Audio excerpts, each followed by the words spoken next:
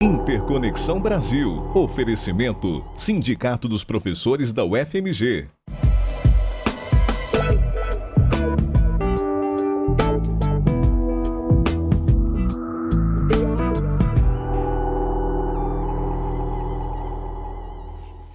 Bem-vindos a mais um programa. O tema de hoje é adolescência e cultura digital. A adolescência é uma etapa da vida que medeia a infância e a idade adulta. É um período importante para a formação do psiquismo e do intelecto humano. Os desafios da adolescência dependem também do contexto histórico em que se vive. Neste programa vamos analisar como a globalização, os avanços da tecnologia e a cultura digital têm impactado a informação dos nossos jovens na atualidade. E as nossas convidadas são duas professoras, duas psicólogas, a Nádia Laguardia Lima, bem-vinda, Nádia. Obrigada. E a Márcia Stengel, psicóloga e também professora da PUC Minas. E elas acabam de lançar um livro exatamente sobre esse tema, Juventude e Cultura Digital. Bem-vindas. Qual o propósito do livro, Nádia? Bom, a ideia do livro, ela surge do encontro de pesquisadores de diversas universidades. Na verdade, nós realizamos uma pesquisa em conjunto, interdisciplinar, né, e interinstitucional, PUC-UFMG. Eu e a Márcia realizamos, então, algumas pesquisas em comum e, a partir daí, pensamos em organizar um evento interdisciplinar, organizamos um evento preparatório. E esse evento nós reunimos pesquisadores de diferentes campos do saber, da filosofia, antropologia, sociologia, da educação, belas artes, comunicação, além, né, da psicologia social e psicanálise, para debater esse tema. Pesquisadores que têm publicações e pesquisas nesse campo da juventude e cultura digital. É uma visão interdisciplinar, né? Como o livro está estruturado, Márcia? Bom, o livro foi isso. A partir desse evento, né, que a Nádia falou, a gente foi convidando pesquisadores de diversas áreas. Então, nós temos vários trabalhos de brasileiros, né, e assim, tanto de Belo Horizonte quanto de outros estados, como temos trabalhos internacionais. Então, de estrangeiros, né? De estrangeiros. Então, temos francês, colombiano, americano, português, porque a nossa ideia é o tempo todo essa ideia da interdisciplinaridade, da possibilidade do diálogo. E assim, como a cultura digital, ela está espalhada pelo mundo, universal, né? Ela é universal. Então, assim, também saber o que as pessoas estão pensando e pesquisando sobre ela fora do Brasil nos ajuda a compreender também aquilo que acontece aqui. Os efeitos são similares ou alguns diferenciados, né?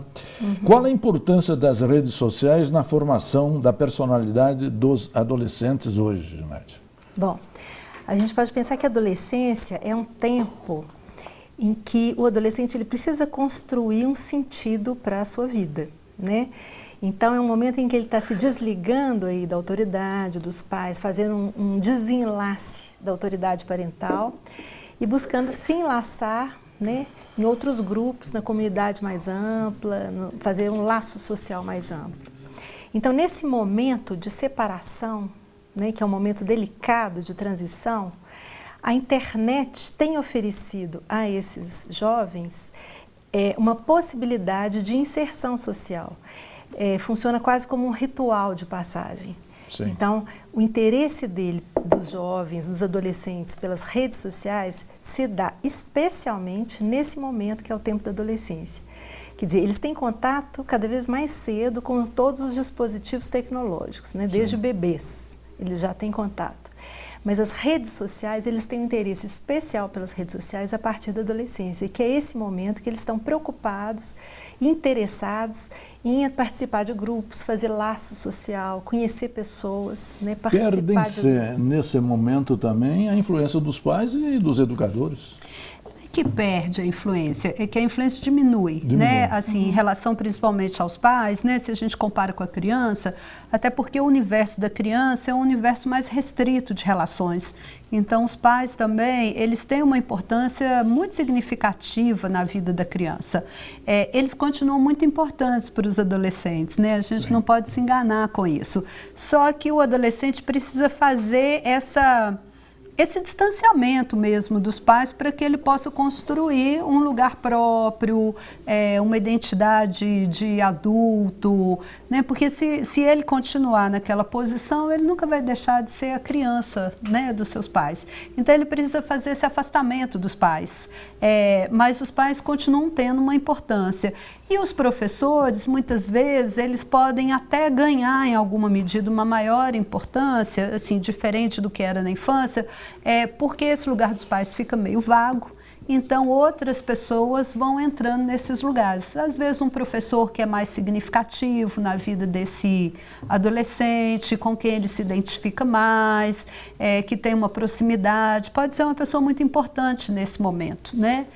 E o grupo de amigos. Né? Como analisar e ter sentido o conhecimento dessas influências, que são influências mais anônimas que estão dentro da internet? Claro, algumas referências sim, mas bem diferente do que era no passado, quando a gente conhecia os amigos e as amigas dos nossos filhos e filhas adolescentes.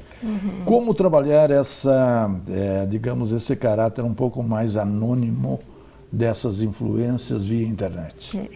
Eu acho que a internet ela abre muitas possibilidades mesmo.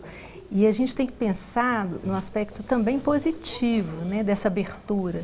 O adolescente ele pode estabelecer contato com pessoas e conhecer pessoas de diferentes partes do mundo e contatos que seriam muito difíceis ele estabelecer pessoalmente. Então, ele tem acesso a diferentes culturas, a diferentes línguas, ele pode participar de grupos puramente virtuais a partir de interesses comuns. Sim. Então, existem possibilidades muito interessantes para os jovens. Claro. Ao mesmo tempo, existem riscos. Perfeito. Né? Então, é um espaço público em que as pessoas também podem mudar a identidade, construir outra identidade e, a partir daí, se aproximar do adolescente por diferentes interesses, né? Então é um espaço também de risco, é um espaço que o adolescente ele vai experimentar diferentes formas de relacionamento, diferentes possibilidades e ele está sujeito a riscos também. Perfeito. Qual o impacto, digamos, da influência da internet na formação da personalidade? Eu acho que tem um impacto muito grande, né? Hoje é isso, né? Como a Nádia estava dizendo, desde bebê as pessoas estão conectadas. Sim. Ainda que de formas diferentes e tal. Então, assim, a vida hoje, a gente já não pode mais fazer uma separação entre o mundo virtual e o mundo presencial, né? Assim, são dois mundos completamente interconectados. Então, o que acontece num interfere no outro e vice-versa, né? Então, assim, aí a gente não pode pensar que se o sujeito tem uma vida nesse mundo virtual, ou com o mundo, e também com o mundo virtual, né, através dele e tal, isso vai impactar na construção psíquica, subjetiva dele, né? Então, a própria forma dele se relacionar com o mundo, com o outro, né? Então, uma coisa que a gente observa cotidianamente, se a gente pega, por exemplo, o WhatsApp, né? Então, é uma grande rede de comunicação e como que as pessoas, então, muitas vezes elas deixam de conversar para poder ficar digitando e trocando mensagens. Então, isso também vai fazendo com que a gente estabeleça um outro tipo de relação com a pessoa, né? Outra sociabilidade. Outra sociabilidade. Que nós vamos trabalhar no segundo bloco. Um instante só, voltaremos já. Interconexão Brasil. Oferecimento: Sindicato dos Professores da UFMG. Interconexão Brasil. Oferecimento: Sindicato dos Professores da UFMG.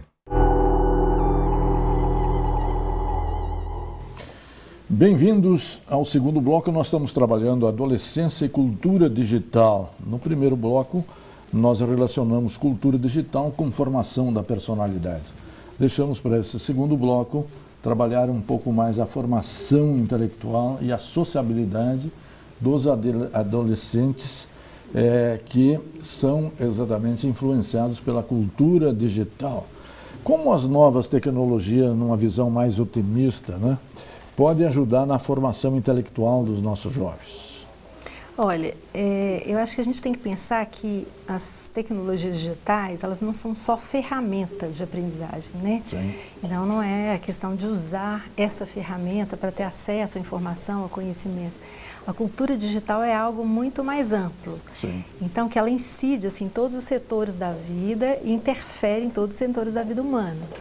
Então, as formas de apropriação do saber, elas são afetadas, o acesso, né, a forma de acesso ao conhecimento, a própria relação entre essa eu acho que a rede ela proporciona assim, um contato a múltiplas informações, a múltiplas redes de sentido. Os adolescentes eles começam a ter que aprender a lidar com essa multiplicidade, fazer escolhas. Então, são novas exigências que são impostas, novas formas de apropriação do saber, né? E, além do mais, assim, isso impacta, por exemplo, a relação professor-aluno, porque o professor não é mais aquele único que detém o conhecimento, né? Então, o professor, o que ele transmite em sala de aula, o aluno muitas vezes checa esse conhecimento ali no Google, que ele tem acesso, né, facilmente. Então, com essas tecnologias digitais portáteis, né, com multifunções, e com esse acesso, essa possibilidade de acesso individual, existe uma relação que é diferente com o conhecimento, né? E que traz perdas e ganhos, abre possibilidades, mas também destitui uma mudança de uma certa lógica de pensamento, de apropriação do conhecimento, de relação com o conhecimento.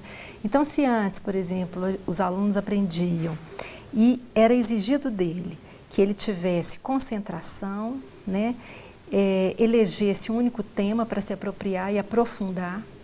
Hoje ele lida com uma multiplicidade de informações, ele tem que conhecer e ter acesso a essas informações. Isso exige dele menor possibilidade de aprofundar e ele precisa ter acesso a mais informações de uma forma mais superficial. Perfeito.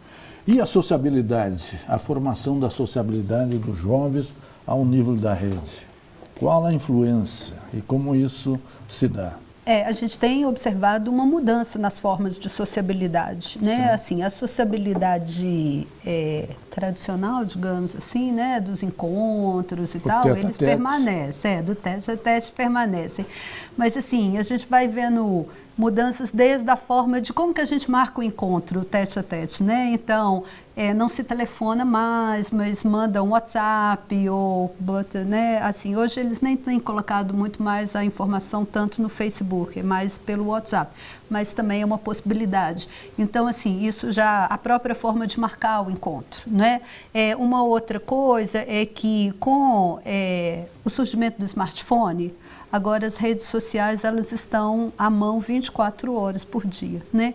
Então, assim, é o que a gente observa, por exemplo, se eles estão num bar ou numa festa, alguma coisa assim, eles também estão o tempo todo conectados, né? Então, se por um lado isso parece assim negativo, no sentido assim, as pessoas não conversam mais entre elas numa mesa de um bar, por outro lado, elas conversam sim, mas elas conversam também não só com aqueles que estão sentados ali naquele momento, mas com os outros que fazem parte da rede que eles estão interagindo ali, né? Então, às vezes, o grupo do WhatsApp que está conversando é entre as pessoas sentadas na mesa e mais um tanto de outros. Então, tem uma ampliação dessa sociabilidade, né, nesse sentido. Mas também o que a gente tem ouvido de muitos adolescentes é de que as redes sociais, elas são uma ajuda para momentos de solidão. Então, momentos não só de solidão, mas momentos que eles ficariam sozinhos, mas que aí eles não estão sozinhos porque eles estão com os amigos via redes sociais, com amigos, com outras pessoas e tal. Então, também, esse é um aspecto positivo, né, que a gente pode pensar das redes sociais e que são outras formas de sociabilidade que a gente está se havendo com elas. Perfeito. A transmissão do conhecimento virtual ou presencial faz diferença na formação do aluno e o professor, já não detendo mais todo o saber como antigamente, ele perde poder e influência? Sim, sem dúvida. A gente vê, e eu acho até importante escutar os adolescentes, a gente tem escutado os adolescentes porque eles que podem nos dizer, né, sobre qual que é o lugar do professor hoje, né, qual que é a função do professor hoje, que importância que o professor tem para eles. E a gente tem trabalhos nas escolas que a gente tem escutado esses adolescentes.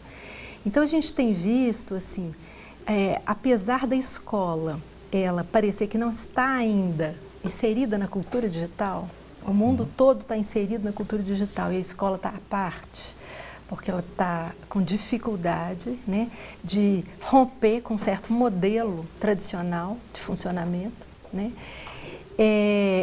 Mas os problemas estão surgindo dentro das escolas. Os adolescentes estão levando celulares, smartphones e usam, mesmo que os professores proíbam. Sim.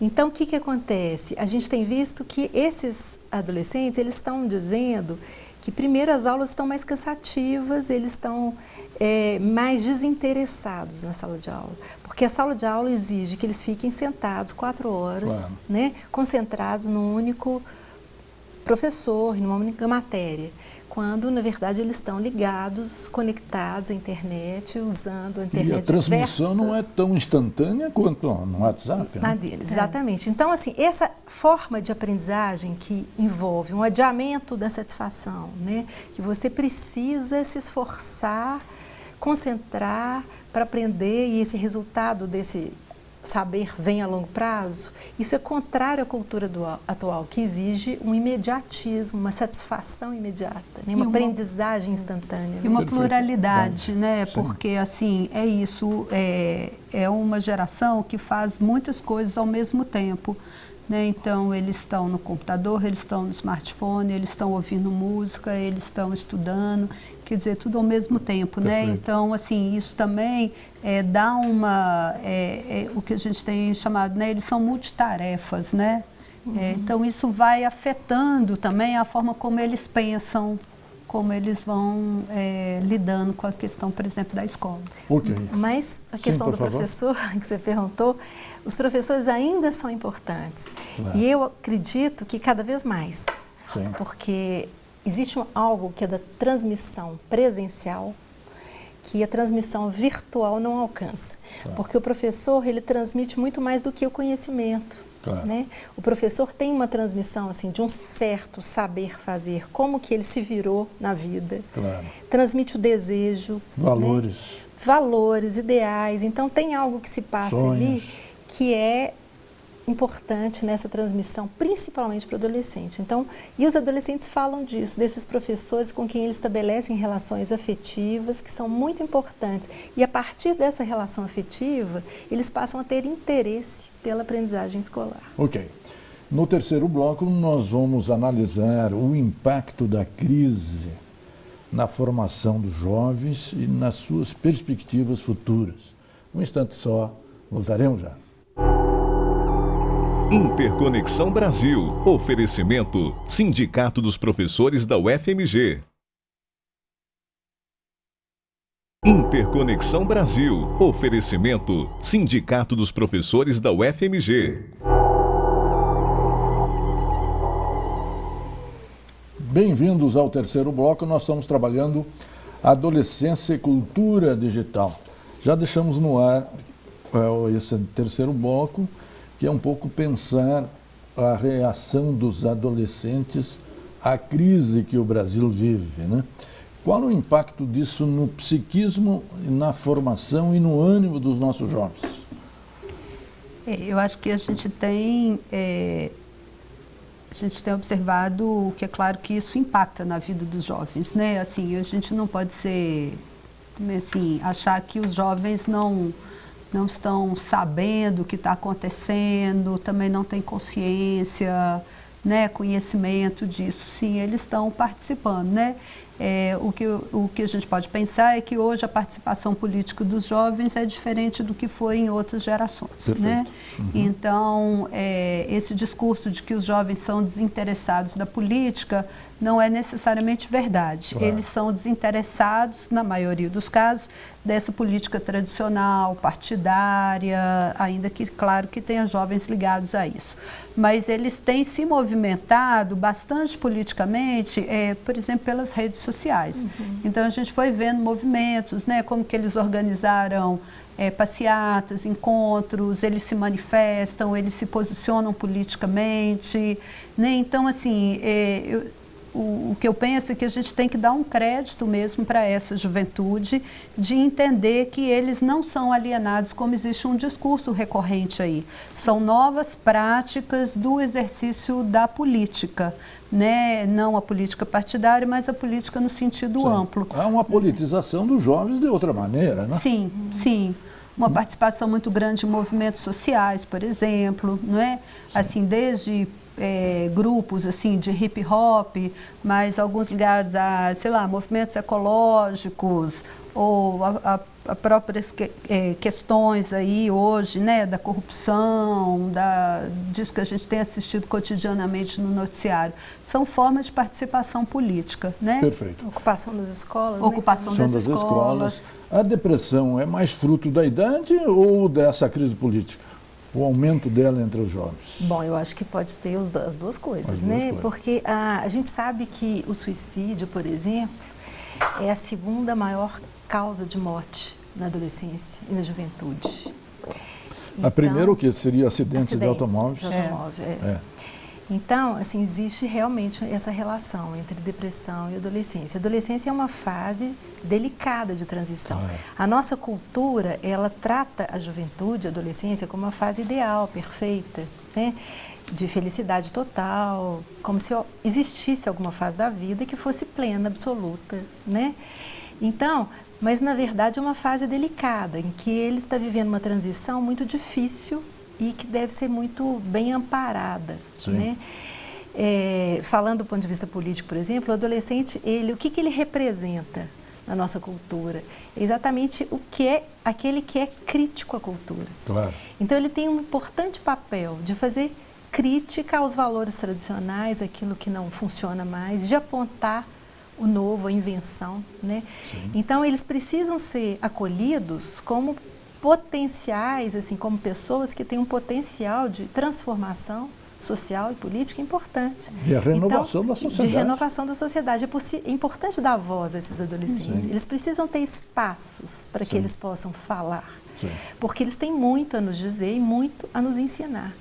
Mas a sociedade, ao mesmo tempo, trata o adolescente de uma forma paradoxal. Assim, por um lado, a juventude é idealizada como a fase melhor da vida, de beleza, imagem corporal perfeita, só felicidade, só gozam a vida, não tem responsabilidade no trabalho, etc. Por outro lado, ela é marginalizada, porque não se dá voz ao adolescente. O adolescente é considerado como alguém que só está... Né, o aborrecência, da irresponsável, não quer saber de trabalhar, falta de compromisso, etc. E às vezes até isso que é chamado de falta de compromisso, sei lá, né, preguiça, pode ser sinal até de depressão, ou um momento que ele está precisando se voltar para ele mesmo, para pensar, para construir um sentido para essa vida. Perfeito. Um outro ponto é que nós vivemos a quarta revolução industrial e a globalização. Como é que isso impacta na formação dos jovens? Quais os aspectos positivos e negativos desse processo? A gente tem visto hoje uma mudança, por exemplo, no mercado de trabalho, nas formas de trabalho, né? Então, assim, essa discussão, assim, o que tem uma diminuição hoje nos empregos, mas não necessariamente no trabalho, né? Profissões que estiverem alta ou profissões que existiam, que elas começam a desaparecer ou perder tanta importância, em contrapartida vão surgindo novas profissões, novos desafios no campo do trabalho, né? Então, o jovem também, ele vai tendo que se haver com isso, né? Por exemplo, nós estamos aqui discutindo a questão da cultura digital. Esse é um campo bastante profícuo para os jovens, claro, e o que a gente muito tem promissor. observado é um número muito grande de jovens inseridos nesse mercado ligado com tudo que tem relação com a cultura digital, né? Então, assim, essa é uma possibilidade, né? Algumas profissões mais tradicionais, elas vão tendo que se adaptar também a essas novas tecnologias, a essa forma de funcionamento diferente da sociedade. Perfeito. Nós estamos chegando ao finalzinho do programa, né? E eu sempre termino o programa pensando a nossa crise. O Brasil é maior do que suas crises, Nádia? Espero que sim. Espero que sim. Bom, eu acho que aí tá... Aposta também, né? Exatamente. E escutando os jovens, né, especialmente, sobre essa situação do país, o que eu tenho visto, se por um lado a gente vê alguns jovens muito sem esperança, assim, e por isso, sem um apoio na cultura e sem um projeto, né, futuro, porque a gente está vivendo uma época também que é de declínio dos ideais. Sim. Né, e de um individualismo crescente. Então, com isso, os jovens eles ficam se sentindo mais desamparados, assim, sem apoio, sem referenciais na cultura. Esses referenciais eles estão também pulverizados. Então, é mais difícil para o adolescente se apoiar em algum projeto futuro. A gente diz que está um declínio da autoridade. Com isso, as pessoas que poderiam representar para ele esperanças, né, ou referências de futuro, adultos bem-sucedidos e felizes, esses adultos, eles estão também deprimidos, eles estão sem esperança. Então, com isso, fica difícil para o adolescente apostar no futuro. Perfeito. Temos um minutinho só, Márcia. Qual a sua visão? O Brasil é maior do que suas crises? Eu estou junto com a Nádia. Eu acho que a gente tem que apostar, porque também se a gente não apostar nisso, aí que a gente deprime mesmo, né? Então, assim, a situação anda muito difícil. Então, acho que a aposta da gente tem de ser de que em alguma hora vai ter uma superação e que nós estaremos assistindo a essa superação. E fazendo essa superação, né? Também. Eu acho que os jovens, eles têm essa relação com o futuro, que eles apontam, eles podem apontar para a gente saídas. Perfeito. Porque eles têm uma capacidade inventiva muito interessante. Ok. Nádia, Márcia, queria agradecer muito a sua presença aqui, cumprimentá-las pelo livro, um belo livro, que trata exatamente de uma visão interdisciplinar dessa problemática vivida pelo jovem e também na cultura digital em que nós estamos inseridos. E a você, telespectador, que sempre nos acompanha, nos prestigia, muito obrigado pela sua audiência e até a semana que vem.